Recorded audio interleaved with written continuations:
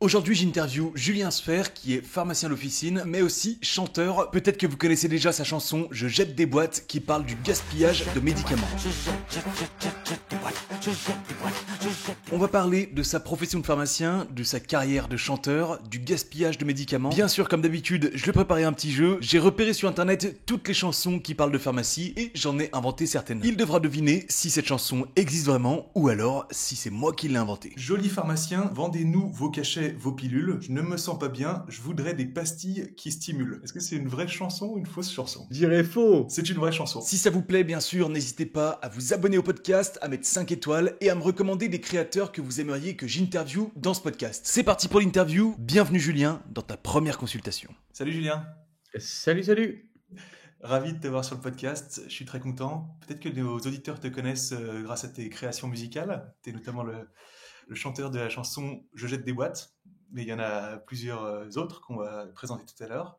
Donc je suis super content parce que ça fait un moment ça fait quelques temps que je regarde ton travail et je suis très content de t'interviewer aujourd'hui. Donc moi j'ai une tradition dans ce podcast, c'est que pour commencer les interviews, je donne un mot à mes invités et grâce à ce mot-là, ils essayent de broder autour pour se présenter un petit peu, tu vois. Ils vont essayer de... Je sais que l'exercice est un peu complexe, mais bon, c'est rigolo à chaque fois. Vas-y, Et c'est volontiers. cool si tu arrives à englober un petit peu toute la présentation, à la fois te- ta profession de pharmacien et aussi ton activité annexe, du coup la musique. Pour toi, ça va pas être très compliqué puisque j'ai choisi le mot artiste, tout simplement. Est-ce que tu trouves qu'il y a... Peut-être que tu pourras englober le métier de pharmacien en nous disant en quoi tu trouves qu'il y a une sorte d'art là-dedans, dans le métier de pharmacien. Qu'est-ce que tu peux nous dire grâce à ce mot-là d'artiste? L'artiste, évidemment, c'est celui qui va créer pour moi. Le plus souvent pour divertir, hein, bien évidemment. Mais c'est celui qui aussi maîtrise. Je pense qu'il y a la nécessité de maîtriser quand on est artiste. Maîtriser son art. Et là, on peut dire que le pharmacien peut être artiste, puisque c'est ça un petit peu, hein, je pense que Exactement. c'est que la pharmacie, notamment en officine, on peut estimer, et j'ai eu beaucoup de patrons qui m'ont fait comprendre ça très tôt, que c'était la maîtrise de plein de facteurs différents. C'était pas uniquement, en fait, avoir le bon conseil pharmaceutique, la bonne dispensation. C'était aussi maîtriser énormément de choses dans la pharmacie au même moment où on doit interagir avec le patient. Donc, on doit aussi bien être acteur donc dans le circuit du médicament avec le patient, on doit l'écouter, on doit le conseiller, on doit avoir donc toutes les connaissances pour que tout se passe exactement comme il faut et ensuite pour que le patient chez lui, ça se passe exactement comme il faut. Mais il faut écouter aussi autour ce qui se passe parce que quand on est pharmacien adjoint ou même titulaire, on doit être très attentif à ce qui se passe avec préparateur, préparatrice, autres pharmaciens, étudiants. On doit savoir gérer les conflits, on doit savoir faire du management, on doit savoir faire énormément de choses qui fait qu'à l'instant T, on n'est pas uniquement sur, c'est ce qu'on doit évidemment faire, mais il n'y a pas uniquement ce côté, je prends ma boîte et je la délivre. Il y a plein de choses qui englobent, je pense, cet instant-là, et je pense que ça nécessite vraiment une grande maîtrise, notamment dans les moments de rush où il peut se passer beaucoup de choses. Je parle vraiment en pharmacie d'officine, tu vois, Oui, tout à fait. et dans les structures où vraiment on attend de nous. Moi, par exemple, je travaille dans une pharmacie où je peux être le seul pharmacien à un moment particulier, un moment T, tu vois. Et, et il y a des étudiants avec moi, il y a des préparateurs, préparatrices, et il y a des situations qui m'amènent à devoir maîtriser le moment. Voilà. Et ça, je pense que, je ne sais pas si je peux dire que c'est un art, hein, on s'emballe pas, mais c'est pas rien. C'est Ouais, pas rien. Je tout à brosse les fait. pharmaciens d'officine dans le sens du poil, hein, tu vois. Je dis que, en tout cas, ceux qui arrivent à faire ça, c'est déjà très très bien. Voilà, c'est très très Et bien. ouais. Et du coup, comment tu présenterais aussi ton activité musicale à côté? Tu es donc l'auteur de Je jette des boîtes, comme je l'ai dit, mais tu as Oh, plein d'autres créations. oui, en fait, moi, je suis musicien, artiste, je suis auteur, compositeur, interprète. Mhm. Je suis pharmacien à temps partiel, ce qui me Ouais. permet d'avoir un studio d'enregistrement et Mhm. de pouvoir faire donc mon activité d'artiste. Je crée des morceaux, je suis actif sur les réseaux, donc je fais du montage vidéo, je réalise mes morceaux évidemment parce que batteur depuis gamin, j'ai fait de la guitare, du piano, de la basse et j'ai de quoi enregistrer tout ça donc chez moi. Puis ensuite, j'ai appris le mixage, j'ai appris la réalisation, la production, donc tous mes morceaux, c'est moi qui les fais de Mhm. A à Z. Même j'avance dans le mixage avant de le passer à un ingé son qui va le perfectionner en tout cas. Donc voilà, j'ai cette activité-là, je fais des concerts aussi. J'ai fait des premières parties il y a quelques années de cela, où j'étais plus dans un registre pop variété de Yodelis, de Irma, de Catherine Ringer. J'ai pu faire Mhm. ces premières parties-là. Et aujourd'hui, je me dirige plus vers un registre un petit peu plus pop, je dirais pas urbaine, mais moins variété, clairement clairement moins lisse et beaucoup plus authentique, beaucoup plus ce que je suis, quoi, tu vois. Ça bouge un peu plus, c'est ça, depuis Ça quelques bouge un années? peu plus, ça peut être sarcastique, ça peut être drôle, ça peut être triste. J'ai des morceaux comme Parasite, Je t'emmerde, qui sont Mhm. sortis aussi, La Com, j'ai d'autres morceaux et qui sont, je trouve, un peu plus, qui définissent plus ce que je suis. Avant, j'étais plus dans un truc un peu rêveur, un peu Mhm. soyeux, tu vois? Et je suis Ah, pas si ok. rêveur que je suis pas si soyeux que ça, tu vois? Ok, ok. Donc, on va découper l'interview comme ça. On va d'abord parler de ton parcours de pharmacien, et après, dans une deuxième partie, on parlera plus spécifiquement de ta carrière musicale, du coup. Et donc, si on revient un petit peu sur ton choix de filière, tu as toujours voulu être pharmacien, toi, ou est-ce que c'est venu un petit peu sur le tard? Est-ce que tu as une famille de pharmaciens, de père en fils? Non, excellent, j'adore. Non, moi, en fait, je devais. La Le Saint-Esprit avait dit que je serais médecin. Ok. J'ai de la famille qui est plutôt dans le dentaire, tu vois?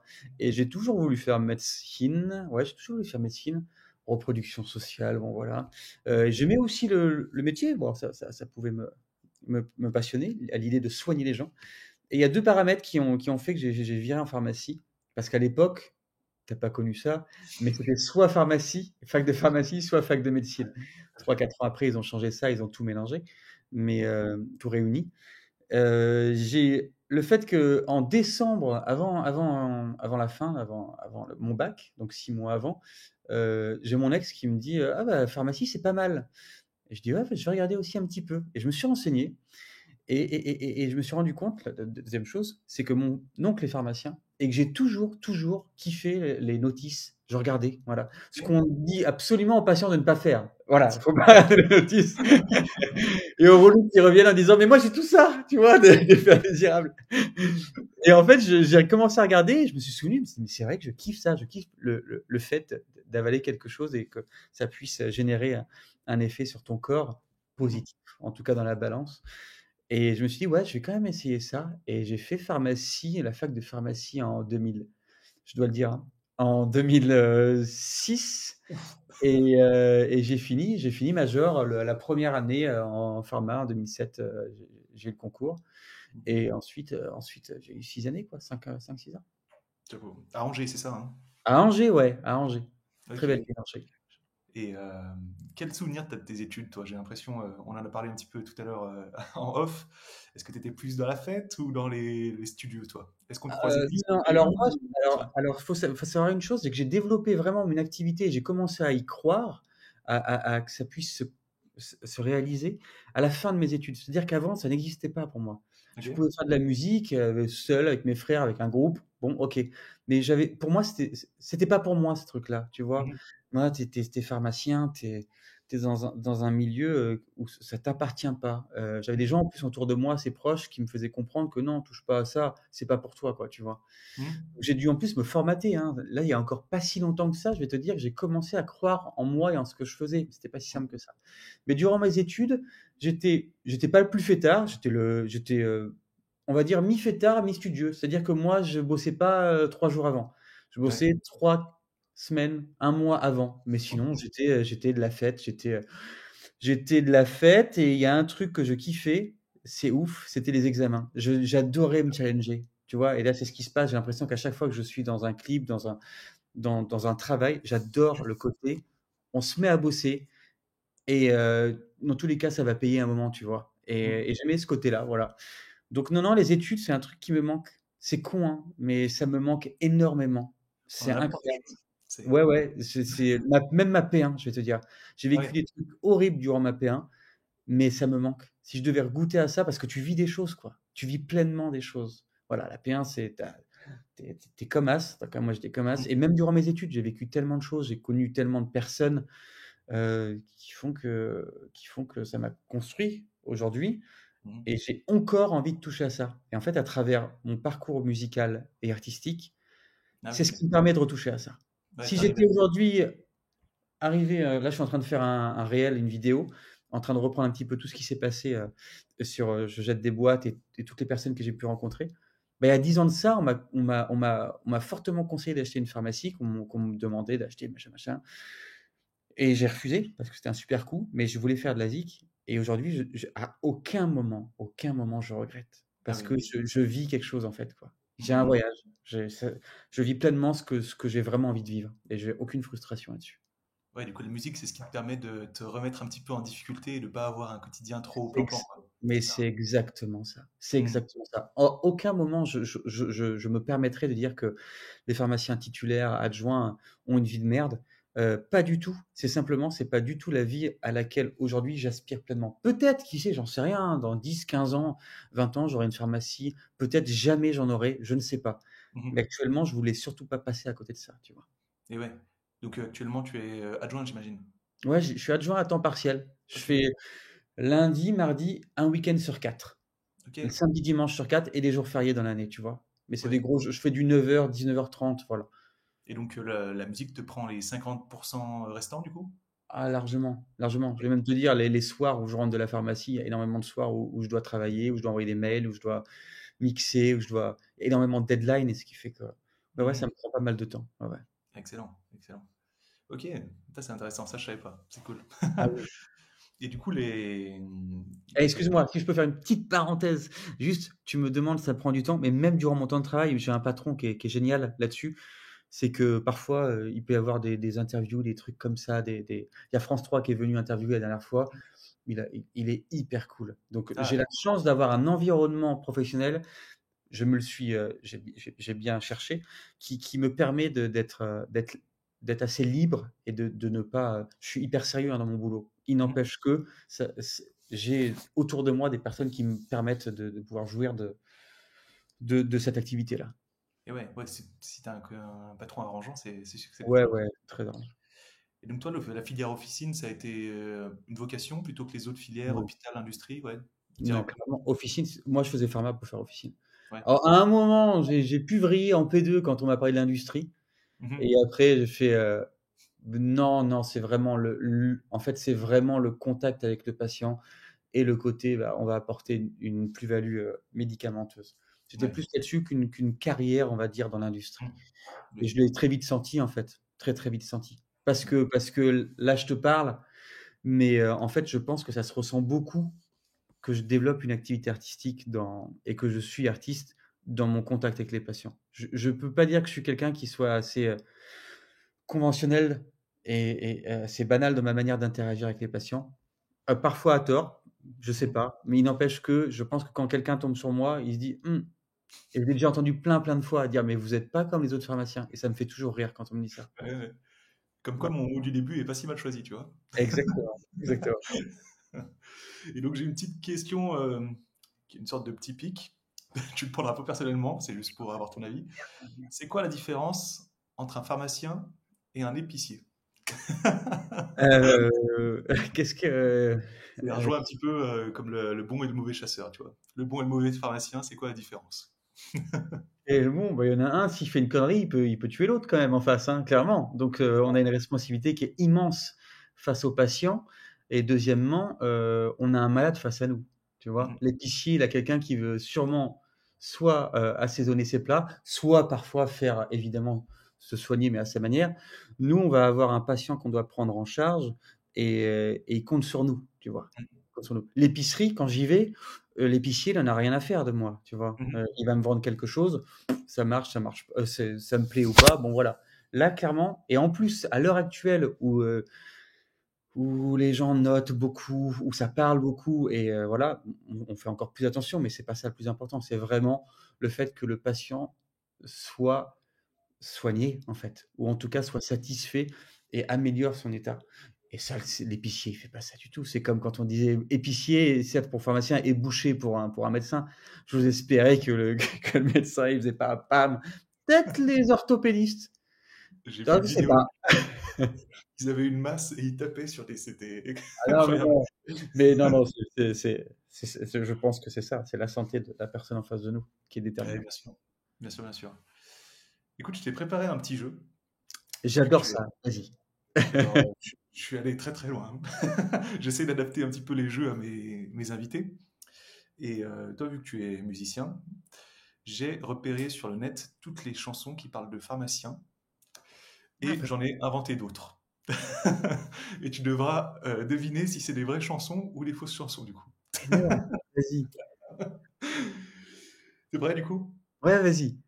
Allez, on commence par une facile que tu devrais reconnaître. Je vais évidemment les lire et pas pas les chanter. Vas-y. Les littéraires sont des andouilles, les PCB sont des bisous, 20 carabins ne valent pas la couille d'un pharmacien, c'est bien connu.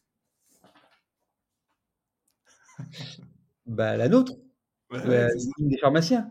Exactement. Ok. C'était la plus simple, je crois. La deuxième, joli pharmacien, vendez-nous vos cachets, vos pilules. Je ne me sens pas bien, je voudrais des pastilles qui stimulent. Ce n'est pas dans tes bocaux qu'est le remède à nos maux. Joli pharmacien, tu souris, nous voilà guéris. Est-ce que c'est une vraie chanson ou une fausse chanson? C'est pas un évangile, ça? Non, Non. c'est pas du Évangile. Je dirais faux. C'est une vraie chanson. Donc, C'est une vieille chanson d'un monsieur qui s'appelle Jean Sablon et qui s'appelle Joli pharmacien.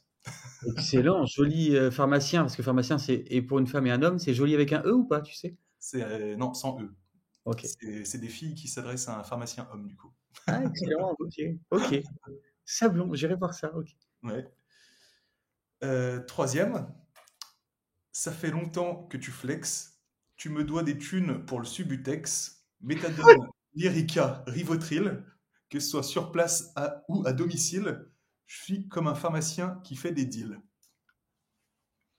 Ça, c'est mon camé du coin, hein. Je pense qu'avant.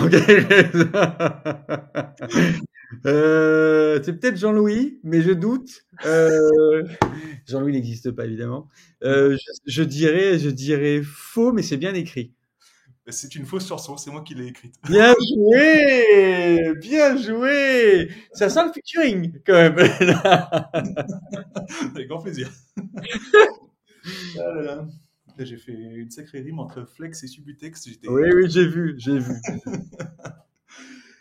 Allez, j'en ai fait combien? 7. La quatrième, Vas-y. c'est le tango des forts en rien qui déclinent de chagrin et qui seront pharmaciens parce que papa ne l'était pas.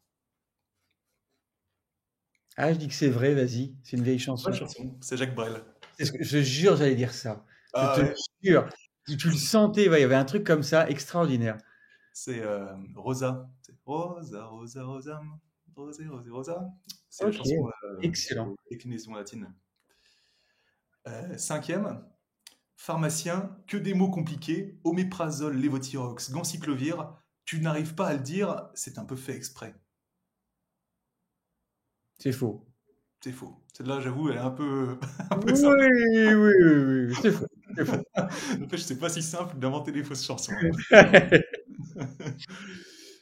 Sixième, très très simple, c'est tu danses comme un pharmacien, tu danses comme un pharmacien, tu danses comme un pharmacien. C'est que ça, les paroles.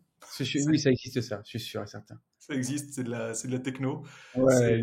Roméo Elvis. Ah ouais, putain, il a fait ça, lui. Ok. Roméo Elvis, c'est un featuring avec je sais plus quel DJ, mais Tu c'est un danses peu. comme un pharmacien. Même si je t'avouerais, pour un mec qui fait du rap, qui est pas en médecine, par exemple, ou dans une autre fac qui pourrait se foutre de nous, je vois pas pourquoi il dit tu danses comme un pharmacien. C'est quoi danser comme un pharmacien? Je sais pas. J'étais le premier surpris quand j'ai découvert cette Ouais, chanson. ouais. Chelou. Allez, on accepte. Et la dernière que tu devrais reconnaître. 6 ans d'études pour me retrouver là, médicalement ne m'apaise pas. J'ai peut-être une belle blouse blanche sur moi, mais au final, je sais pas ce que je fous là. J'aimais bien la chimie, organe et médicaments, les soirées pharma. Ça dit quelque chose en tout cas. Ça te dit quelque chose? C'est évidemment la tienne. Exactement. Ça me touche que tu m'aies mis dedans. Ça t'a plu ce petit jeu? Ouais, c'est cool. Franchement, bien, bien joué. Bien joué. J'ai pas eu beaucoup d'idées, j'avoue, pour en écrire, c'est très très complexe de. Ah Non, non, mais la première, ça mérite un featuring. la Je- première, Ouais, ouais. sur, je te la refais. Ça fait longtemps que tu flexes. Tu me dois des thunes pour le Subutex. Méthadone, Lyrica, Rivotril, que ce soit sur place ou à domicile, je suis un pharmacien qui fait ses deals. Clairement, on est sur un camé, hein, t'es au courant là. T'as mis tous les médocs qui pouvaient être. Ouah, la vache! Assez peu de souvenirs de l'officine, je suis allé sur Google, j'ai mis médicaments pour dans le lit ou je sais plus Ouais, quoi. ouais, on y est, on y est. Je me suis dit d'ailleurs, toi qui es en Indus, je me suis dit, mais comment il se souvient de tout ça, le pépère, quand même? Je m'en souvenais pas.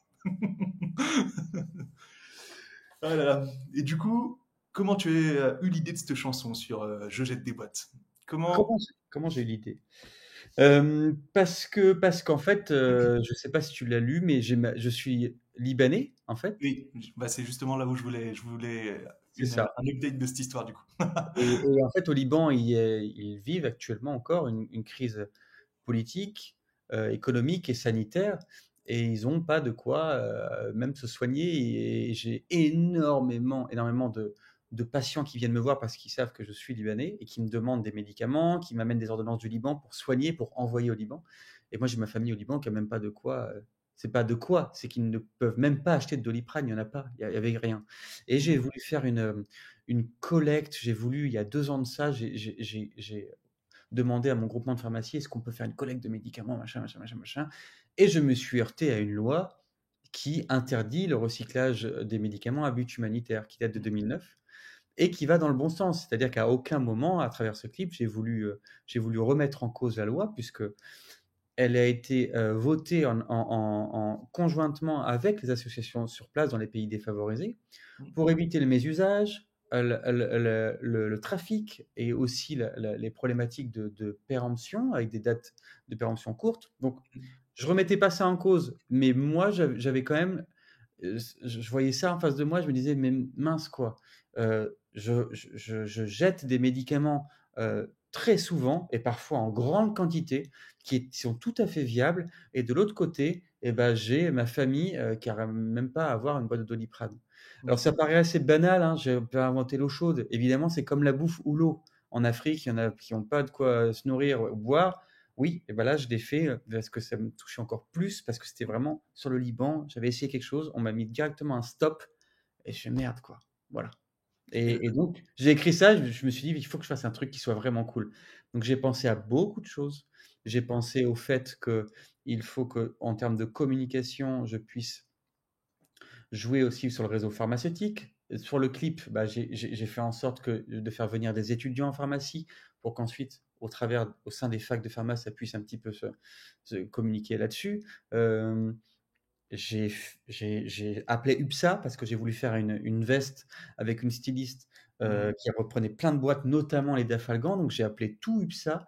Et à un moment, j'ai eu vraiment la juriste qui m'a dit: écoutez, tant que vous nous dénigrez pas, on accepte, il n'y a pas de problème. Voilà.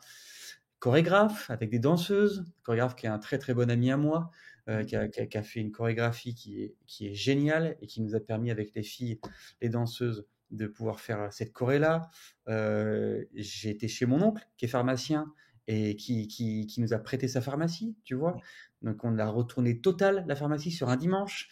Et j'ai mes amis, j'ai Réal et l'assistant Réal, ce sont mes potes qui ont travaillé sur ce clip-là et qui nous ont aidés, qui ont fait un boulot extraordinaire. Donc, et là, je suis en train de remercier cette vidéo qui sortira, qui sera peut-être déjà sortie, tous ces gens qui ont pu m'aider et participer pour qu'au final, là, je jette des boîtes au gala de pharmacie d'Angers. Devant 300 ou 400 personnes, il y avait, et c'était génial. Ah, on va en parler tout à l'heure, justement, c'est une de mes questions. Pardon. Mais voilà, c'était vraiment le Liban. C'est le Liban qui m'a fait. Voilà. Et j'avais lu ça et je trouve que du coup, c'est une belle démarche du coup. Et je trouve ça aussi aberrant et idiot parce que moi aussi, j'ai travaillé un petit peu en officine et c'est vrai que bah, pour le coup, oui, effectivement, le gaspillage d'eau chaude, le gaspillage je sais plus ce que tu as cité tout à l'heure, De bouffe. alimentaire, c'est très connu, mais je crois qu'au niveau médicaments, les gens n'ont pas nécessairement encore le réflexe et mesurent peut-être pas l'argent que ça coûte et la nécessité que les gens dans d'autres pays, peut-être un peu moins favorisés, pourraient en faire bon usage. Donc je crois qu'il n'y a pas encore le même déclic qu'avec l'eau Non. ou l'alimentation, du coup. Nous, on a une chance énorme, mais les gens ne le savent pas. Très Complètement. souvent, les gens en pharmacie, reviens en officine, tu verras, Mm, et ils vont te dire combien ça coûte. Je fais bah, tout est remboursé. Et ils mm, font quoi? Très souvent. Ça, c'est les gens gentils, hein. Je dis bah oui, bienvenue en France. On a une chance énorme d'avoir ce système qu'il faut préserver. C'est génial. mm, Après, il y en a d'autres qui se plaignent, c'est autre chose, mais c'est une chance, mais il faut à chaque strate, médecin, pharmacien, patient, on puisse être responsable dans la mm, prescription, dans la délivrance et dans la consommation de complètement. nos médicaments. Voilà, comme la bouffe. Voilà. Tout à fait. Et donc la loi que tu as citée, c'est une loi de 2009, je crois que tu l'avais citée dans un de tes articles.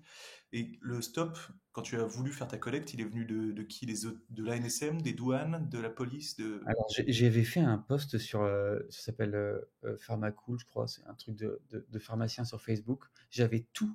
J'avais fait un parcours, j'avais Ouais. eu l'ARS, j'avais eu le ministère de la Santé, j'avais eu l'inspection de la pharmacie, et c'est elle qui m'avait retoqué direct en disant, mais Mm, quoi, ça existe ça? Parce qu'il y a ce que je suis en train de te dire, il y a des associations hors pharmacie qui ont mm, fait ces collectes-là.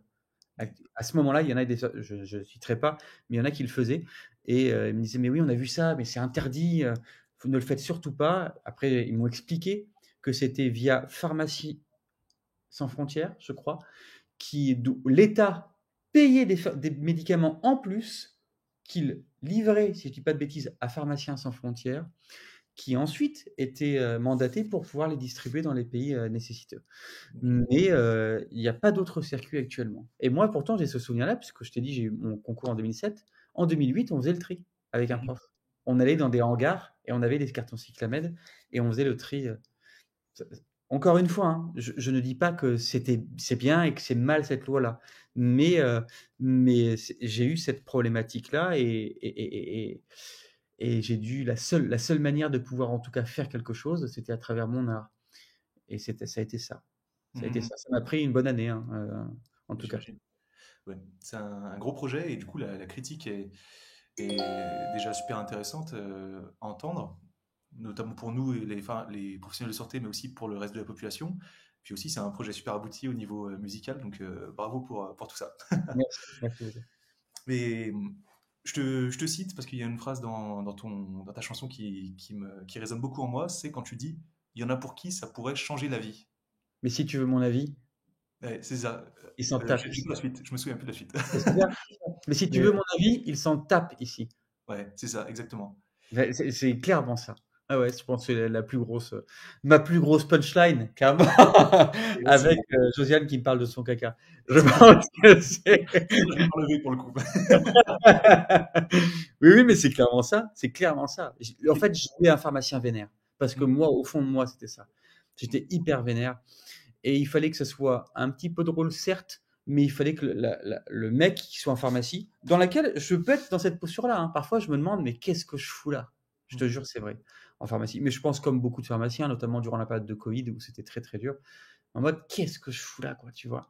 Et là, en plus, il y avait ça qui se rajoute dans le clip, qui est vraiment le truc que je voulais faire passer. Bah ouais, t'as parfois des gros cons en face de toi et ils se rendent même pas compte de la chance qu'ils ont. Et c'est pour ça que je dis, si tu veux mon avis, ils s'en tapent ici, tu vois. La carte vitale, tu crois que t'es illimité, ça c'est un truc.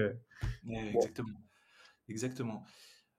Et du coup, ma question c'est quoi le plus urgent à changer, tu crois? C'est la mentalité des patients consommateurs qui prennent des médicaments à la pharmacie, c'est gratuit, on s'en fout et on verra si je les prends, puis au pire, je les balancerai à la poubelle. Ou alors, est-ce qu'il faudrait plus inciter les industriels à l'export, ou encore changer la loi qui est aberrante en fait? C'est quoi le plus urgent, tu crois? Encore une fois, je sais pas, encore une fois, cette loi, parce que en fait, limite sur place, tu sais, quand je parle de mes usages, tu,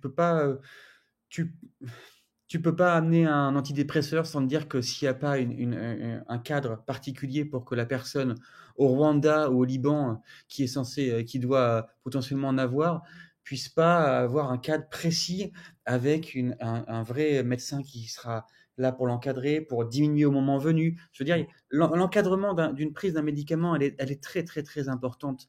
Et encore une fois, cette loi-là, aussi aberrante qu'elle peut nous paraître, Mm. elle est malheureusement, là et nécessaire pour pas leur porter préjudice aussi bien aux associations là-bas qu'aux personnes qui nécessitent. Par contre, je suis d'accord avec toi, les mentalités, évidemment, le nombre de patients qui estiment que c'est sur l'ordonnance, il le faut, qui ne Mm. sont pas responsables. Je voulais les 12 boîtes de Doliprane, le nombre d'infirmiers qui me disent, Mm. j'étais chez ce patient-là, ils me disent, bah, tenez, j'ai du Doliprane, vous en voulez pas, ils m'en donnent tout le temps à la pharmacie. Alors ça, c'est aussi les pharmaciens peut-être, parce qu'ils se disent que faut donner toutes les boîtes. Oui, mais non, tu le sais, et c'est pas ça qui va changer ton chiffre d'affaires, mec. C'est pas parce que tu as donné 2 boîtes de Doliprane au lieu de 12 que ça va tout changer, tu vois. Mm. Et après, tu as certains médecins, mais je peux pas leur jeter la pierre parce que dans la mentalité des patients, souvent, les patients estiment que s'ils n'ont pas de médicaments sur leur ordonnance, c'est un mauvais médecin. Donc le Mm. médecin, il essaie un petit peu de jouer entre les 2. Pourtant, c'est Mm. très bien qu'un bon médecin, c'est celui qui va faire ce qu'il faut. S'il y a pas besoin de médicaments, il serait capable de lui dire: «Bah, je vous donne rien» et moi, le nombre de fois et je dis tout le temps aux patients: «Ne dites pas à mon patron, il va me virer», même si c'est une blague et il le sait très bien et voilà. Je leur dis: «Écoutez, là, vous avez tout. Vous avez pris ça, ça et ça je préfère vous orienter vers un docteur parce que là, je ne peux plus rien en fait pour vous. J'ai pas Mm. envie de vous vendre quelque chose pour rien. Voilà. Ouais, Donc il faut tous qu'on se responsabilise, c'est ça. aussi bien le médecin que le pharmacien, mais surtout le patient. Est-ce que le tiers payant a fait changer certaines mentalités? Je pense que certains pharmaciens diront que oui, parce que les patients ne se rendent plus du tout compte en fait du Mm. coût que ça a. Et, et, mais malheureusement, c'est la mauvaise face, parce que le tiers payant, c'est quelque chose de très important, notamment pour les personnes qui sont dans la nécessité et qui n'ont pas de quoi le payer sur le coup, en fait, Bien sûr. le médicament. Donc, je ne Mm. remets pas en cause ça, c'est vraiment les mentalités. Et je pense que si on bassinait les gens comme on a souvent bassiné, tu me vois là encore? Ouais, je le vois toujours. Ouais. Si on vaccinait les gens comme on peut le faire sur plein de choses dans santé publique, sur cette problématique-là, je suis persuadé que, comme sur les antibiotiques, c'est pas automatique, et ben, s'il y avait une phrase sur laquelle on pouvait jouer, Schlein un peu. Ouais. je suis sûr qu'il y aurait un truc à faire. Ouais. C'est clair, c'est clair, c'est clair. Parce que ramener les médicaments à la pharmacie, il y a la filière comment Cyclamed, c'est ça? C'est Qui cyclamène, ouais, recycle les médicaments, mais en aucun cas c'est réutilisé. Du coup, c'est brûlé, je crois. C'est zéro. zéro, Oui, hein. incinéré, ouais, ouais. Enfin, C'est ce je qui me semble. crois, incinéré. Je pense, hein, je veux pas dire de bêtises, je crois. C'est ce qui me semble, ouais. Ouais. Donc, c'est déjà un beau réflexe de ramener ces médicaments à la pharmacie, mais Déjà malheureusement, oui. Oui, hmm, oui. Et maintenant, il faut enlever les boîtes en carton. Ça, c'est très important parce que moi, j'ai des copines préparatrices. Ils font non, tu t'enlèves la boîte en carton. Et moi aussi, je dois le dire parce que maintenant, Cyclamed ne veut plus les boîtes en carton. Ils veulent que les blisters et les médocs. c'était mon rôle quand j'étais stagiaire, ça. Mais non! Non, c'était quand vraiment il n'y avait rien à faire à la pharmacie. Je reprenais la Cyclamed et j'enlevais les cartons du. Exactement. Et donc, tu as sorti un clip qui est très sympa pour Je jette des boîtes et on te voit arborer un merveilleux gilet, tu en parlais tout à l'heure, et sur un trône de boîtes. Alors, moi, ça m'interpelle vraiment ce trône. C'est toi qui l'as fait ou c'est. Comment tu t'y es pris? Je l'ai fait, je te jure, l'avant-veille du clip, du Ah ouais? tournage dans le Colisée, qui a une boîte de nuit, on va dire, qu'un copain m'a permis, dans laquelle un copain m'a permis de tourner. J'étais chez moi et je fais, il faut que je sois sur quelque chose, il faut qu'il y ait quelque chose, quoi. Et je pensais à Game of Thrones un petit peu. Mon pote Réal m'avait émis des piles de médocs potentiellement à faire, mais je me suis dit, bon, essaie de voir. Donc j'avais ramené des cartons chez moi et j'ai ramené du scotch double face et je sais pas si tu te rends compte, j'avais, je sais pas moi, peut-être 15 sacs poubelles énormes de médicaments, de boîtes de médicaments que j'avais réussi à avoir auprès d'une PDA. Et au final, Ok. en pharmacie, c'est la structure qui va te permettre de faire des piluliers pour les maisons de retraite. Ah, ok, d'accord. Ouais. Et donc, j'avais demandé à cette structure-là de pouvoir me filer toutes les boîtes périmées. Pardon, pas périmées, des boîtes en carton, en fait, tu vois, puisqu'ils enlevaient les médicaments, il n'y avait plus rien dedans. Et donc, j'en avais plein. Et donc, je me suis dit, vas-y, essaie de faire quelque chose. Et j'ai fait des accoudoirs, j'ai fait le truc comme ça avec des pics. Et au final, super bien, alors que c'est dégueulasse. Tu vois le carton encore un tout petit peu parfois, machin, mais ça rend super bien dans le clip. En plus, tu mets la fumée, tu mets la croix verte derrière qui claque bien. Franchement, ouais. Mais cette boîte en carton, on me voit, faut que je remette une petite vidéo de ça. Mais on me voit la faire la veille dans ma cuisine, en train de découper comme ça et de coller les boîtes. Je te jure. Et parfois, comme ça, le do it yourself, il y a pas mieux. Il y a pas mieux. Tu vois, je voulais poser la question parce que j'imaginais une grosse boîte de prod, tu avais contacté un truc qui t'avait Ouais, fait le siège sur 6 mois, tu vois. je vais te dire, là, il y a 2 heures de ça, j'ai une manageuse, une personne avec qui je m'entends très très bien au téléphone, qui m'expliquait un petit peu comment elle évoluait avec son artiste. Et elle me suit un petit peu. Et elle m'expliquait, mais tu sais, il y a tellement d'argent à mettre. Pour une photo de profil, c'est 1 000 € une photo de presse. Ça, c'est 1 500. Un clip, c'est 15 000 balles, machin. Mais en fait, parfois, il faut avoir un très bon entourage sur qui compter, des amis, faire soi-même les choses. Et une fois qu'on s'entoure et qu'on est bien et qu'on sent que c'est, comment dire, qu'on est tous dans la même direction. Il n'y a pas vraiment, évidemment, il y a un moment, un jeu d'argent qui se passe, évidemment, mais on n'est pas avant tout sur ça. On sait qu'on va avoir un objet artistique qu'on va créer tous ensemble. Ils savent très bien que je serai hyper reconnaissant parce que je dis pas que je me mets pas en avant, mais j'essaie de mettre un maximum en avant les gens qui m'aident parce que je compte énormément sur eux et je les remercie beaucoup. Et à partir de là, on peut créer quelque chose de génial. Et grâce à eux, grâce à toutes les petites mains, mais aussi les grosses mains qui m'ont aidé sur ce truc-là, bah, on a un objet artistique, je trouve, qui est de superbe qualité, sans avoir mis des milliers d'essence, sans savoir appeler je ne sais quelle boîte de prod et je ne sais quoi. Et ça, je pense, c'est un très bon conseil pour tous ceux qui débutent dans la musique, c'est de se dire, moi j'ai pu faire cette erreur-là, hein, mettre énormément de thunes auprès d'un studio, auprès d'un ingé son, machin, pas quoi.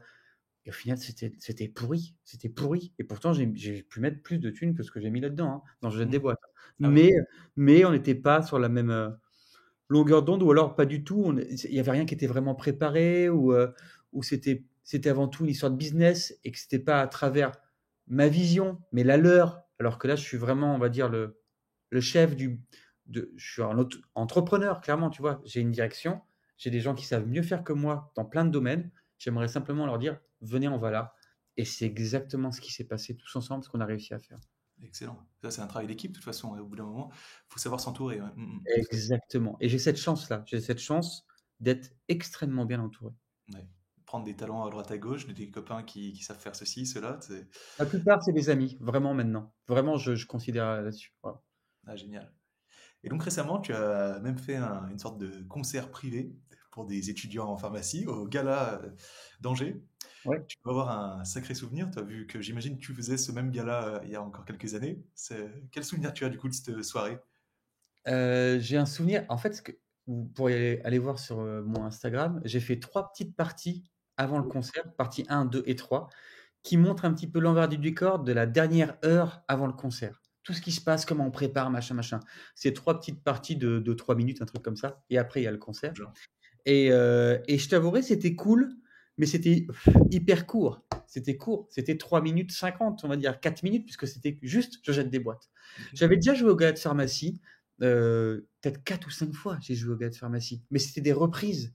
C'était des moments où je faisais participer des étudiants, on se faisait plaisir, et ça partait en cacahuète, c'était sympa. Là, c'était sur un projet que des étudiants avaient vu, et moi, je n'étais plus du tout connu, parce que ça fait depuis pas mal de temps que je suis plus là. Donc là, ouais, je venais en tant qu'artiste et c'était très sympa.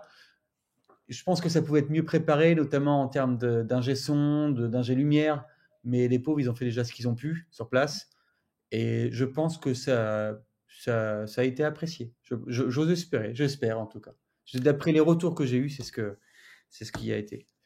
Excellent. Ben, on les embrasse. Je suis sûr qu'il y aura des étudiants de la fac d'Angers qui nous écoutent. Donc, Bon, c'est possible, et surtout, c'est grâce à eux aussi que le clip a pu être fait, puisqu'ils sont venus en masse. Il y a une vingtaine, 20, 25 étudiants qui sont venus durant tu vois, hein, la partie dans le clip à la fin, dans la boîte de nuit. Je leur ai dit, faites des glingos, quoi. Là, j'ai eu des grands écarts, j'ai fait qu'est-ce qu'il faut. Et c'était génial. Et grâce à eux, donc, non, les étudiants de l'ACEPA, en l'occurrence, de la Corpo d'Angers, ont été géniaux. Grâce à ma cousine qui les a réquisitionnés, Margot qui les a réquisitionnés, qui a fait un super travail. J'ai pu compter sur elle. Incroyable. Incroyable. Et du coup, avec tes chansons, est-ce que tu arrives à toucher des gens, est-ce que tu as une idée de ton public? Est-ce que tu arrives à toucher des gens en dehors de la santé ou c'est exclusivement concentré dans les professionnels de santé? En fait, j'ai une petite fanbase de mes précédents morceaux avant que je change de registre, avant Je t'emmerde. Et ensuite, c'est vrai que j'ai fait une vraie cassure entre l'avant et l'après Je t'emmerde, avec encore une fois quelque chose de Ça me fait marrer plus. une petite. Désolé. Tu l'as vu ou pas le clip de Je t'emmerde? Non, j'ai pas vu celui-là, j'avoue. Va le voir, s'il te plaît. Ok. C'est Bastien, donc là, c'est Johan qui a réalisé Je jette des boîtes. J'ai vu Et la com par contre, c'est excellent aussi. la com, c'est Johan, c'est le même que Je jette des boîtes. Ok. Et Je t'emmerde, c'est avec Bastien qu'on a réalisé, c'est une grande partie de lui quand même, mais on l'a écrit ensemble. Et Je t'emmerde, c'est un morceau où je voulais vraiment marquer la scission entre ce que je faisais avant et après. Et il y avait pas meilleur moyen d'un morceau qui s'appelle Je t'emmerde. Et je pense que les gens qui ont aimé Je jette des boîtes, ils vont beaucoup aimer Je t'emmerde. Ok. Regardez-le en tout cas. Et je pense que Je t'emmerde, La Com, Parasite. Là, j'ai fait un morceau sur le Liban sur Instagram qui m'a amené beaucoup de monde aussi. Voilà. C'est très éclectique. En tout cas, je touche beaucoup plus de 20-40 qu'avant. Ok. Avant, j'avais beaucoup d'un peu de tout, mais un peu plus jeune peut-être et un peu plus vieux peut-être. Mhm. Là, en fait, je pense que j'ai ce public-là de tout horizon et médical peut-être, mais pas tant que ça. Avant, je jette des boîtes, je pouvais même pas prétendre à dire que j'avais beaucoup dans le médical. Aujourd'hui, ils savent un petit peu peut-être. J'ose espérer que beaucoup de pharmaciens en France, en tout cas, aient pu voir je jette des boîtes. Mais je pense que c'est un peu plus éclectique que ça.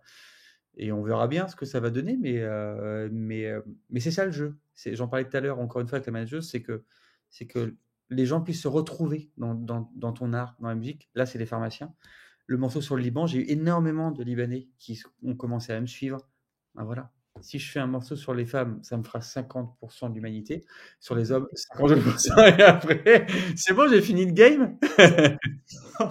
Elle est là la solution. Ouais. En l'occurrence, je vais en faire un. Tu vois, c'est mon prochain morceau sur le Liban, certes, et sur les femmes. Ah, Sur les excellent. femmes, mais sur les femmes qui sont opprimées, on va dire. C'est plus là-dessus. Et sur la D'accord. libération de la femme. Ok. Très très bien. Bah justement, ça rejoint un petit peu la question que j'avais après. Parce qu'on t'a vu, du coup, moi je t'ai découvert avec J'ai jette des boîtes, mais on t'a vu faire d'autres critiques, par exemple sur la com ou sur les sans domicile fixe, me Ouais, semble-t-il. ouais. Alors, je critiquais pas les SDF, hein, les pauvres. La situation, je veux dire. Critique du constat, voilà. Euh, Ouais. Plus spécifiquement sur le monde de la pharma, parce que je pense que c'est ce qui intéresse l'audience aujourd'hui particulièrement. Est-ce qu'on peut s'attendre à d'autres chansons qui critiqueraient un fait sur la pharmacie en particulier ou pas Je vais te, dé- spécialement? je vais te décevoir, à part ton featuring avec toi qu'on va faire sûrement. On va refaire. Annonce pas les choses ici, attention, hein. Non, j'ai rien, j'ai tout dit. J'ai parlé de Josiane, j'ai parlé de l'autre avec sa carte vitale. J'ai eu tellement de pharmaciens qui m'ont écrit pour me dire, mais si tu savais, c'est exactement ça, on se retrouve. Que voilà, j'ai fait le truc, j'ai essayé d'allier ma critique et ce que je dénonce dans le clip du recyclage avec un quotidien de pharmacien. Je pense que, je dis pas que j'ai fait le tour, mais j'ai fait le tour de la pharmacie. Donc maintenant, j'ai tellement de sujets, j'ai tellement de choses sur lesquelles j'ai envie de parler que je vais faire ça. Et ensuite, il faut surtout que j'ai un live, tu vois, sur scène, que je crée un live avec tous ces morceaux-là. Donc non, non, je pense que pour la pharmacie, maintenant, il faut faire vivre le morceau. Peut-être qu'il sera encore d'actualité dans 5-10 ans, hein, qui sait. Certainement. Et il va vivre ce morceau-là. Et tant mieux. C'est cool, quoi, tu vois. Maintenant, je vais m'arrêter là. Je pense que ça m'empêchera pas de toujours communiquer sur mon quotidien de pharmacien tant que je le serai. Je sais pas Mhm. combien de temps encore. Mais voilà. Tu fais à chaque fois des super transitions dans toutes mes questions, c'est exceptionnel. Je ne même pas ta fiche. Donc à part du coup le feat qu'on va faire ensemble, il n'y aura pas d'autres chansons sur la pharmacie. Mais fidèle parce que j'ai une petite carrière de chanteur aussi à la chorale, donc C'est vrai? c'est vrai. Je mettrai une vidéo là, ici. Là. Je mettrai une vidéo. Et donc tu le soulignais, tu sais pas encore combien de temps tu vas être pharmacien. Est-ce que T'as vu le si tu système? devais arrêter une des deux occupations, tu choisirais quoi? Mais Difficile ou pas comme c'est la choix? réponse quand même. Simple comme choix pour toi, du coup? Bah, c'est plus que simple.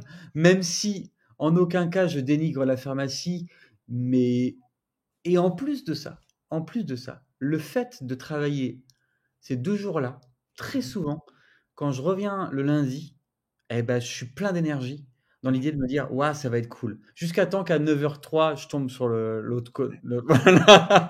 Mais je veux dire, non, non, c'est quelque chose qui me stimule et je trouve quand même un réel intérêt, ça me plaît, Mhm. mais je m'exalte beaucoup plus dans ce chemin qui est ce chemin artistique Mhm.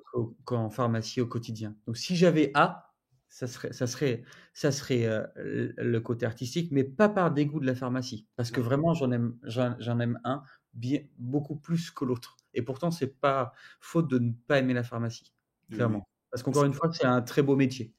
oui, oui, mais c'est un ultimatum un peu poussé à l'extrême. Mais Ouais, ouais, non, non, mais tu as totalement raison, puisque très souvent, c'est pas je me pose la question, c'est que mon but, c'est ça. C'est pas un ultimatum, c'est que c'est ça. C'est un jour pouvoir, peut-être, là, tu vois, je suis en train de produire aussi notre artiste, donc je lui réalise son morceau, je lui écris des morceaux, on est en train de voir sa com un petit peu, je vais l'entourer de mon équipe aussi, en fonction de ceux qui seront aptes à pouvoir travailler dessus. Donc j'ai envie de continuer de naviguer dans ce métier-là, dans cette profession. et tu réponds à la question si tu as envie de répondre à la question, mais comment on est rémunéré quand on est artiste comme ça, du coup? Est-ce qu'on est rémunéré par les sponsors qu'on a ou par les... Là, faut être sincère, hein. Tu vois, je sais pas, je vais dire une connerie, j'ai peut-être mis, je sais pas, 2, 3, 4, j'en sais rien, 1 000 € dans je jette des boîtes, et je parle pas du matos Oui, je sais pas, j'ai pas calculé, mais j'ai mis de l'argent. mhm. Combien ça m'a rapporté, selon toi? Et moi, il y a un sponsor sur la musique ou non, t'es tout seul du coup? Non? Donc t'es Ouais, rémunéré que non, par les, je suis tout seul. Je suis tout seul. t'es rémunéré que par les vues YouTube, j'imagine? Ouais, et bon, un indice, je ne suis pas du tout éligible à ça, à être Ah, rémunéré, parce que je crois qu'il faut plusieurs machins, il faut 1 million, ou je crois ouais. que je sais pas. Donc je t'avouerai, j'essaye même pas d'être rémunéré Parce dessus. qu'à ce niveau-là, je connais un petit peu parce que j'ai déjà reçu de l'argent de YouTube, mais alors là, si t'as pas YouTube, je sais pas par quel moyen tu Parmi pourrais. tout ce que j'ai fait, hein, c'est les machins, le morceau, le live, les lives, machin. Ah, j'en ai aucune idée là, sincèrement, je sais même pas. Zéro. Ouais, j'osais pas le dire, mais c'est ce que Ouais, j'avais tu en peux le tête. dire. José, tu peux le dire, mon gars. Si Non, j'avais non. dit zéro et que tu m'avais dit non, 10 000, j'aurais vraiment eu l'air con, tu Non, vois. ah non, j'ai rien. Non, non, il y a différents moyens de rémunération quand tu es artiste. Tu as le live, tu as évidemment tes droits d'auteur, tu as le fait que ça soit diffusé sur machin, et tu as Spotify aussi. Mais Spotify, l'écoute, c'est 0,0001 centime ou je sais pas quoi. Donc tu as énormément. T'as, comment dire? Le plus souvent, ce qui rémunère les artistes comme moi, ça va être le live. C'est le fait de te représenter, de te présenter. C'est ce que j'ai fait. J'ai fait quand même pas mal de live il y a 2 ans de ça, ouais, encore l'an dernier, en 2022, je crois que j'en ai fait encore, même 23, mais j'avais fait une petite tournée en 2022. Là, tu peux faire des cachets de 3, 4, 500 €, tu vois, le concert. Mais au-delà de ça, c'est pas simple d'être rémunéré. Ouais, C'est ouais, pas d'avoir une balance. Donc moi, encore une fois, j'ai cette chance-là que je me suis octroyée, hein, quand même, hein, d'être pharmacien et d'avoir une certaine assurance, et surtout de la possibilité de pouvoir financer un petit peu mon matos et ce dans quoi j'investis. Mais j'ai aucun retour. Ça, il faut bien le comprendre, que je le fais, je le fais parce que c'est un produit artistique qui va être ma vitrine, et peut-être qu'un jour, à travers tout ça, mhm, bah, ça va prendre, et aussi bien ça va prendre aussi les gens qui m'ont aidé, tu vois? C'est-à-dire exactement. que ce que j'espère, c'est qu'un jour, je puisse être vu, qu'on me paye pour ça, mais qu'on me paye dans le sens où on me donne une enveloppe pour que ceux qui sont avec moi soient aussi rémunérés comme moi, tu vois? Pour leur Mhm, travail de la même manière. Aujourd'hui, ils sont rémunérés, en tout cas ceux que je rémunère, ceux avec qui, je peux travailler comme ça. et j'aimerais évidemment les rémunérer plus, mais moi, je ne le suis même pas là-dessus, tu Mhm. vois. Donc, Ok. encore une fois, cette chance-là, c'est de pouvoir travailler avec des gens qui se contentent, entre parenthèses, de Mhm. pouvoir travailler de cette manière-là. Et ça, j'en suis extrêmement reconnaissant. Merci pour ton honnêteté, en tout cas, et ta transparence, c'est très Ouais. cool. Mais on sent que tu es animé par vraiment une passion de la musique et ça fait plaisir à voir en tout cas, et c'est très très cool. C'est quoi du coup tes inspirations au niveau de la musique? J'ai l'impression que tu avais une petite passion de Jacques Brel tout à l'heure quand je t'ai cité, mais... Ah, mais très vite, c'est bizarre, j'ai reconnu une manière de parler et une manière d'évoquer quelque chose de sociétal, de social aussi, tu vois. Et ça, Jacques Brel, il le faisait très très bien. Mhm. Euh, Tu sais, Ça fait cette partie de phrase, ton registre? comment Ça fait pas partie. spécialement, j'ai pas la prétention de dire que j'écoute du Jacques Brel très souvent, même si à un moment donné, puisque j'ai beaucoup de périodes, moi, Mhm. j'ai pu en écouter pour m'inspirer, pas parce que j'aimais tant que ça, mais pour me dire, mais qu'est-ce qui fonctionne dedans en Mhm. fait? Pourquoi à un moment donné, ça a pu aussi autant plaire? C'est ça. Et voilà. Donc, il faut absolument que j'écoute dans ces cas-là et que je puisse faire ma propre critique. Et voilà. Mais comment dire? Cette phrase-là, ça fait depuis 10 ans hein, que je gravite dans la musique, vraiment, que j'ai commencé, voilà. Et c'est une phrase qu'on me pose très très souvent, une question qu'on me pose très souvent. Quelles sont mes inspirations? Et en fait, je me suis rendu compte qu'au début, je répondais comme un tocard, un truc, et les gens disaient, mais ça n'a aucun rapport. Mais oui, parce qu'en fait, bah oui, parce qu'en fait, j'ai énormément de choses que j'écoute. Je vais te dire, tu veux vraiment que je fasse une chronologie? Gamin, gamin, je pouvais écouter du Claude François, j'ai une période Claude François, du Mike Brandt, donc toute la période un petit peu des années 70, tu Mhm. vois. Mhm. Euh, J'écoutais beaucoup de Michel Polnareff. Ensuite, j'ai eu ma période rock à mort. J'ai écouté du Muse, du U2. Gamin, je voulais prendre un train et aller à Nice pour voir U2. Je m'en souviens de cette tournade Vertigo. Enfin voilà. J'ai eu une période énormément de Peura américain. Donc je pense que celui que j'ai le plus idolâtré, et là tu vas me dire, mais c'est quoi le rapport? Bah, c'est Usher. Usher, Ok. pour moi, Confession, qui est l'album, qui était un album de malade, bah, c'est celui que je crois que j'ai le plus poncé. J'ai évidemment eu Justin Timberlake aussi avec Future Sex Love Sound, que j'ai énormément poncé aussi.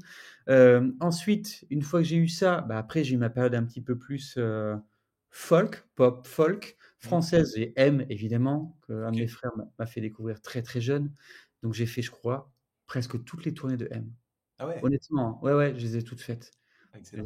Je crois qu'il y en a une que j'ai pas faite. C'était peut-être l'avant-dernière là, quand petit jeune petit con, un truc comme ça. Bah, ça je l'ai pas faite ça. Mais sinon ouais, depuis 2003, je crois. J'avais vu un Olympia, mon frère m'avait emmené à un Olympia. Et j'ai fait Bercy, j'ai fait Nantes, j'ai fait évidemment ma meilleure, c'est Mister Mystère, que j'ai adoré cette tournée-là. Donc, tu vois, j'ai une période comme ça, mais quand on associe Claude François, Usher, M, les gens ils font, mais attends, c'est quoi ton délire? Et là, évidemment, j'écoute, bah, qu'est-ce que je peux, j'écoute beaucoup, j'ai écouté beaucoup d'Orelsan, Ouais. Grand Corps Malade. euh, je m'inspire, là, tu vois, dans ce registre-là, un peu plus rappé, parler, je peux m'inspirer de ce qui se fait actuellement. Pas du gros opéra français. Je fais pas de Niska, je connais pas trop tout ça, tu Mhm. vois. Mais, euh, mais je continue d'écouter aussi beaucoup de pop américaine. Voilà, c'est con. Pop anglaise, anglo-saxonne. Je sais pas, j'ai pas trop de choses précises. C'est pour ça qu'à chaque fois, je veux pas en donner un. Je veux expliquer qu'en fait, j'étais nourri durant toutes ces années, depuis gamin, de la variété française jusqu'au rap US, où j'écoutais du 50 Cent, du The Game à mort. J'avais ma casquette, enfin, c'est pour te dire que c'est très vaste, en tout cas. On joindra une photo de Julien. Qu'est-ce que... On est une, ne me chauffe pas, je te l'envoie si tu veux, il n'y a aucun souci. On a fait, ça fait un gros tour d'horizon au niveau des Ah oui, différents des ouais, ouais, artistes. ouais. Ouais. Tu vois, C'est moi, il y pour a ça que, si je peux me un permettre, petit déjà. ah bah oui, oui, oui, oui, oui. Bah, j'ai écouté comme Jacques Brel en me disant, alors c'est pas un truc qui va J'envoie ça. m'ambiancer, Je qui écoute en version audio. bah voilà, à se dire, mais pourquoi, qu'est-ce qu'il avait de si particulier pour que les gens apprécient autant, quoi. C'est super important à chaque fois, je me dis, d'écouter, de s'intéresser un minimum, à se dire, qu'est-ce que je peux capter en fait de son côté artistique. C'est exceptionnel. Chaque fois, je me dis, c'est dernier des poètes et premier des rappeurs. Ah ouais, non, mais Ça, c'est vrai, c'est ça, c'est ça. Le fait de parler comme ça dans une musique, bah, ça se faisait pas spécialement avant. Et lui, il exactement. arrivait à raconter des histoires de cette manière-là, en fait, quoi. Ouais. Bah, Ah, tu as ça me- totalement raison. J'aime beaucoup à chaque fois. Et ben, je suis arrivé à bout de mes questions. J'ai encore une question que je pose à tous mes invités. C'est qui est-ce que tu aimerais que j'interviewe dans ce podcast? Voilà. Est-ce que tu as quelqu'un, un créateur avec qui, parce que c'est focalisé santé, donc je ne sais pas si tu échanges un petit peu avec d'autres créateurs santé sur Instagram, s'il y en a un que tu connais particulièrement bien et qui serait capable Ah d'accepter une oui, interview. ah oui, j'en ai un. Mais oui, Quelqu'un en particulier là? ouais, j'en ai un, évidemment, j'en ai un. Quand on parle santé, tu parles santé, mais aussi sport, tout ça? Ouais, tout, ouais, carrément. Ouf. Ah, j'en ai un. C'est quelqu'un qui axe en plus sa communication actuellement aussi sur le bien-être en termes de santé. Il s'appelle Jérôme Lemel et c'est le créateur d'un concept de danse particulière qui prend beaucoup à Angers et dans les alentours d'Angers et qui est le Mhm. chorégraphe de mon morceau. Et en fait, il a créé ce qu'on appelle la J-Dance Fitness et il met beaucoup en avant aussi bien la libération, on va dire, le côté on se laisse aller chez la femme, tu vois, Mhm. sur scène, que l'entretien du corps, de la bonne santé et du bien-être à travers le sport. Et donc, je pense que lui, c'est un sacré morceau. Je pense, si tu l'interviews, je peux t'assurer, tu regardes ce qu'il fait. Je pense que tu peux t'éclater avec lui. Ok, d'accord. Bah, je connais pas encore. Du coup, c'est le chorégraphe de Je jette des boîtes, c'est ça? Ouais, mais ça serait le réduire à très très peu de choses de Ouais. dire ça. C'est avant tout quelqu'un qui a créé un concept qui prend forme dans le Maine-et-Loire et de plus en plus en France. Et il est sur ce créneau un petit peu de podcast santé. Et je pense que ça pourrait beaucoup l'intéresser. Surtout qu'il est très facile, comme toi, un petit peu dans la manière d'échanger. Et je pense que ça pourrait être super cool de l'avoir sur ta chaîne. Eh ben, j'irai voir, carrément, c'est une bonne idée. Et est-ce que tu as une question que tu aimerais lui poser? Comme ça, je lui poserai au podcast si j'enregistre avec lui, tu vois. Ah, Jérôme! Ouais. Euh, Oh là là, j'en ai tellement, mais je peux pas les dire là comme ça. C'est interdit. Ça sera pas moins de 18 en bas. Non, Non. ça sera pas moins de 18. Oh, le G, euh, ça te dit que je te fasse un morceau que tu mettes dans ta playlist J-Dance? C'est ça la question? C'est Ouais, ouais, ouais. Viens, on fait un morceau et tu la mets dans ta playlist J-Dance. En fait, il y a des playlists qui fait Ok, tourner sur 18 semaines, 19 semaines. Et c'est des chorégraphies, en fait, que ces élèves apprennent ok. en faisant du fitness, en fait, tu vois. Et il est chorégraphe, il est génial, mais vraiment. Et ce qui serait incroyable, c'est que je puisse à un moment faire un morceau qu'il trouve vraiment cool au point de la mettre dans sa Excellent. playlist. Je lui dis, Excellent. vas-y, chiche, chiche kebab, chiche kebab. Si on enregistre, je lui poserai la question. Cool. Je suis arrivé au bout de mes questions, du coup, Julien. J'espère que ça t'a plu. Ah bah c'était génial. Moi, si je peux avoir des interviews comme ça à chaque fois, c'est bonheur, hein. Non, c'est bien marré, ouais. Moi aussi, c'était une super interview et je pense que ça va intéresser beaucoup les gens. Merci beaucoup en tout cas pour ce moment-là. C'était très cool. Ben, merci beaucoup.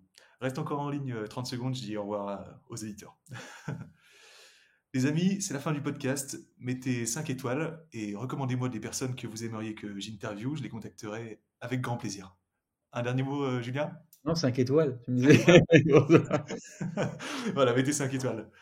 Salut tout le monde. Ça y est, t'as officiellement atteint la fin de l'épisode. J'espère vraiment que ça t'a plu. Si c'est le cas, n'hésite pas à me recommander des créateurs que tu aimerais que j'interviewe dans le podcast. Je les contacterai avec grand plaisir. Aussi, n'hésite pas à t'abonner au podcast et à mettre 5 étoiles sur toutes les plateformes d'écoute. C'est vraiment très important pour moi. On se retrouve très vite dans un prochain podcast. C'était Anthony, alias Douzerie, pour Première Consultation. À bientôt les amis.